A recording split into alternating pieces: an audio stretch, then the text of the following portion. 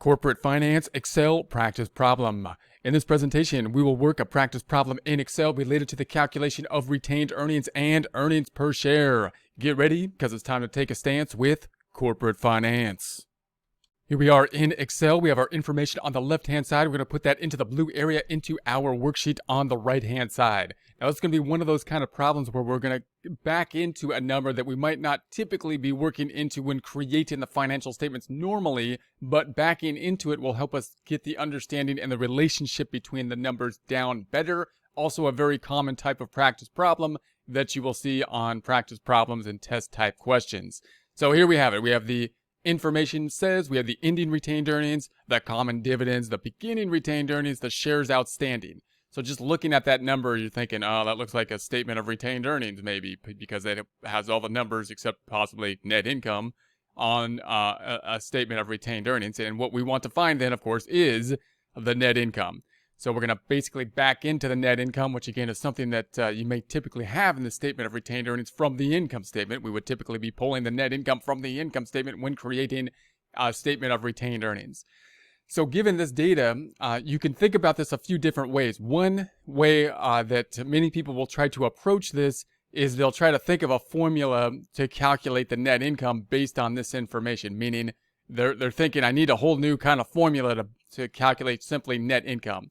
And you can do it that way, but it might be easier to think about the formulas you already know, even though net income is an unknown within the formula and not the end result of it, and then create the algebraic equation based on that information. And I also would think that some people might just be able to visualize this in their head, and you will be able to the more you do it as an algebraic equation that you would write horizontally.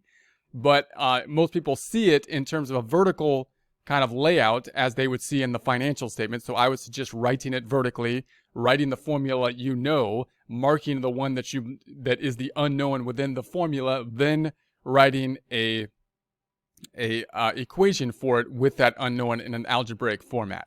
For example, I'm going to start with this middle worksheet down here, the retained earnings worksheet, and show you how I would work through this, and then we'll do it in a more direct fashion up top. So we might say, okay, I don't know what retained earnings is in this data set, but I know that retained earnings is included in the calculation of the statement of retained earnings, which typically starts at the beginning retained earnings, gets to the ending retained earnings. So typically, statement of retained earnings will start with beginning retained earnings. That's the earnings that would be on the balance sheet in the prior year. So the beginning retained earnings, in this case being the 593. Then retained earnings typically goes up by the net income, or the income after taxes, earnings after taxes. So we're going to say that's the unknown net income. So I'm going to mark that, and I would just say, okay, that's the unknown. Let's make it yellow for our example here. And then we're going to say that the other thing that will be a factor will be the dividends that go out. So retained earnings is going to go up by the income, and then any dividends that were paid from the company to the shareholders is going to decrease the amount that has been retained in earnings in the company. So we would decrease it then by the dividends that would go out. We're going to say common dividends is going to be the $34,000, and that would typically give us the ending retained earnings. In this case, we know it. Usually we would be calculating it, but this case we know it, which is going to be the 690. I'm going to underline the 34,000, home tab font underline. I'm going to double underline the 690, home tab font drop down double underline. Once you have it in that format, that's when I would then write the algebraic equation. So the algebraic equation that you can solve for the unknown.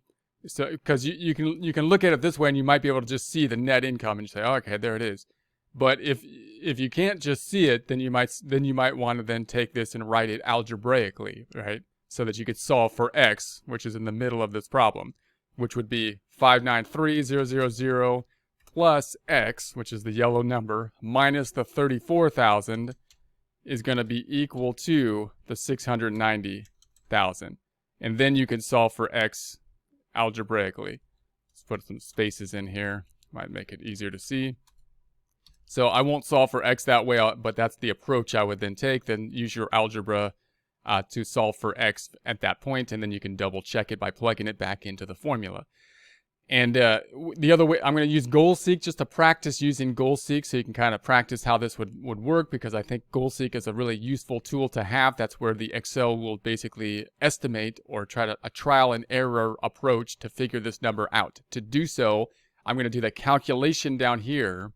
So I'm going to delete that and say it's going to be this number plus the unknown net income minus the common dividends. I'm at 559. It should be this 960. Now let's use GoalSeek. I'm going to go off the cells. I'm going to go to the Data tab. I'm going to go to the What If analysis, GoalSeek.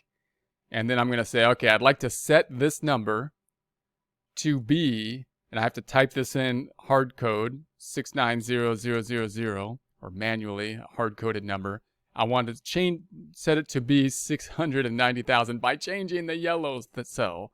So it's going to use trial and error to change this yellow cell until it gets this number, because they're connected by formulas, to be 690,000. So we'll do that. There we have it.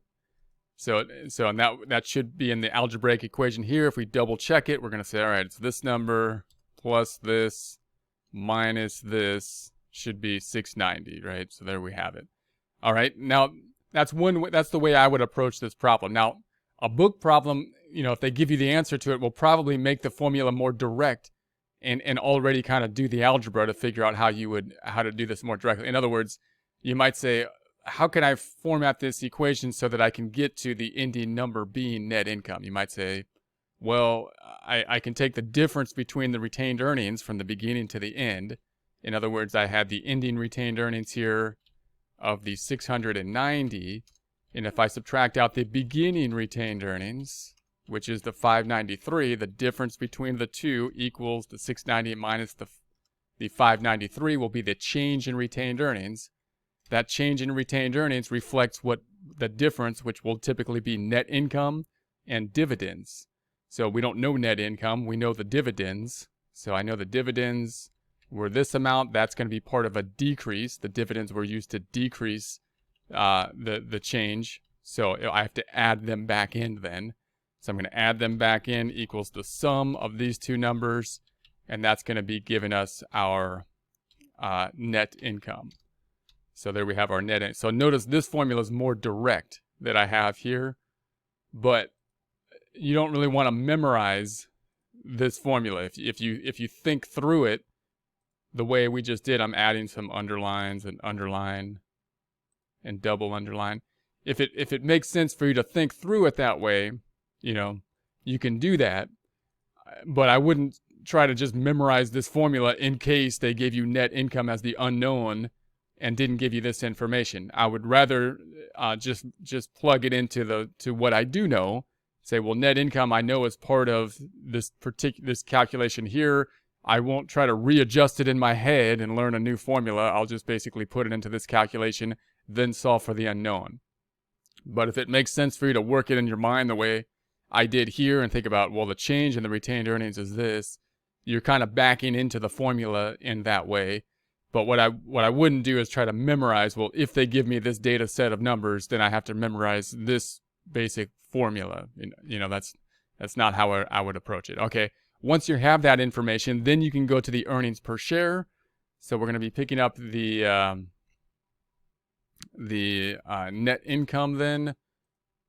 The net income, and then we're going to be picking up the shares that are outstanding, which is going to be the 48,000. So 48,000 shares outstanding. There's no preferred stock in this problem. The net income is 131. That's going to give us our earnings per share. So earnings per share, as we can see in the formula, 1 divided by the 48. Let's get rid of it. And that's going to be the 3. Now we're going to add some decimals. I'm going to go to the Home tab, Font Group, add a few decimals. So we got the 2.73. 2.73. Remember, that cell isn't actually 2.73. It's actually more like 2.7292. But we're going to round it to 2.73. Let's go ahead and put an underline at the 48,000. Home tab, Font Group, drop down underline, double underline at the 2.73. Home tab, Font Group, drop down, double underline. There we have it.